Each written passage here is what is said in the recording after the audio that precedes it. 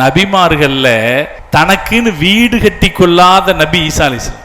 ஈசா அலைஹிஸ்ஸலாம் வீடு கட்டிக்கவே இல்லை. அவர் நாடோடி ஊரூரா போறது, நீங்க அல்லாஹ்வை தான் வணங்கணும், வேற எதையும் வணங்கக்கூடாது, என்னை நம்புங்கள் என்று மக்களுக்கு செய்தி சொல்றதுதான் அவருடைய வேலை.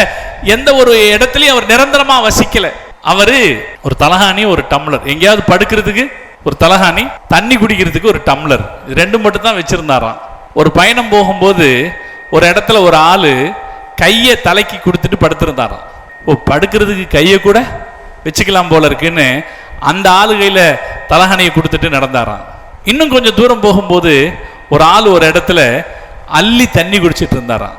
அதை பார்த்த உடனே தண்ணி குடிக்கிறதுக்கு டம்ளர் தான் இருக்கணும்ன்ற அவசியம் இல்லைன்னு அவர் கையில டம்ளரை கொடுத்துட்டு அதை விட்டுட்டு போயிட்டாராம். நபிமார்களில் மிக ஏழையாக வாழ்ந்தவர்கள் ஈசா அலைஹிஸ்ஸலாம் அவர்கள். எதையும் ஏற்றுக்கொள்ளாத ஒரு துறவு வாழ்க்கையாக அவர்கள் வாழ்ந்தார்கள். தியாக வாழ்க்கை அவர்களுடைய வாழ்க்கை.